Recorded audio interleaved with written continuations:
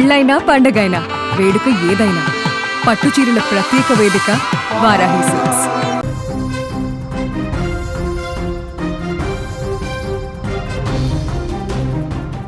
Visakhapatnam Vijayawada metro rail ప్రాజెక్టులు కీలక దశకు చేరుకున్నాయి.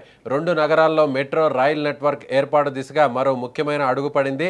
రెండు ప్రాజెక్టులకు సంబంధించిన డిపిఆర్లను కేంద్ర ప్రభుత్వం ఆర్థిక మదింపునకు సంబంధిత డివిజన్కు పంపింది. దీంతో ఏపీలో ప్రతిపాదిత మెట్రో ప్రాజెక్టులపై ఇప్పుడు మరింత ఆసక్తి నెలకొంది.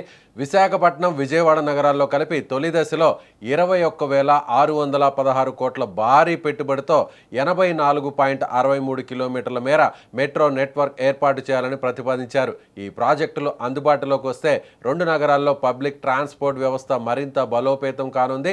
ప్రస్తుతం రోడ్లపై పెరుగుతున్న ట్రాఫిక్ ఒత్తిడిని తగ్గించడంతో పాటు ప్రజలకు వేగవంతమైన సౌకర్యవంతమైన రవాణా సదుపాయం అందుబాటులోకి వచ్చే అవకాశం ఉంది.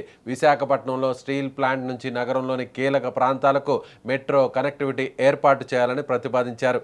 ఈ అనుసంధానం అందుబాటులోకి వస్తే స్టీల్ ప్లాంట్ ఉద్యోగులు, విద్యార్థులు, సాధారణ ప్రజల రాకపోకలు మరింత ఈజీ కానున్నాయి. విశాఖ ఇప్పటికే ఇండస్ట్రియల్, ఐటీ, టూరిజం హబ్గా ఎదుగుతున్న నేపథ్యంలో మెట్రో రైల్ నగర భవిష్యత్తు ట్రాన్స్పోర్ట్ సిస్టంలో కీలక భాగంగా మారే అవకాశం ఉంది.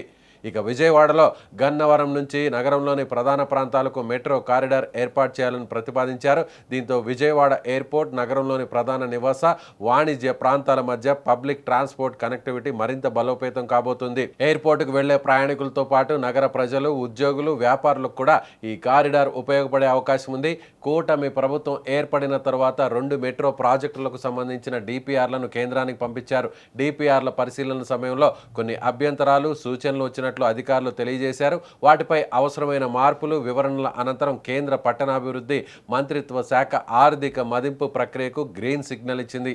ఇప్పుడు ఫైనాన్షియల్ ఎవాల్యుయేషన్ పూర్తవడం తదుపరి కీలక దశగా మారింది. ఈ రెండు ప్రాజెక్టులను జాయింట్ వెంచర్ మోడల్లో చేపట్టబోతున్నారు అధికారులు.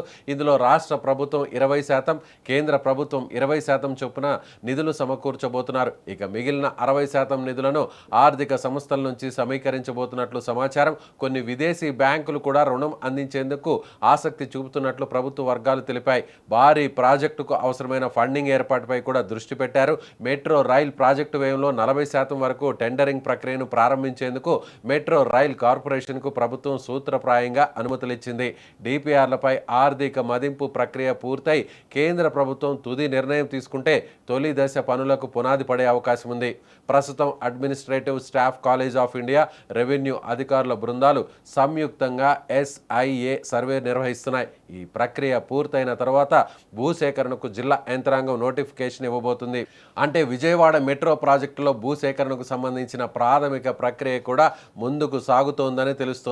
విశాఖపట్నం, విజయవాడ మెట్రో ప్రాజెక్టులు ఇప్పుడు కీలక స్టేజ్లో ఉన్నాయి.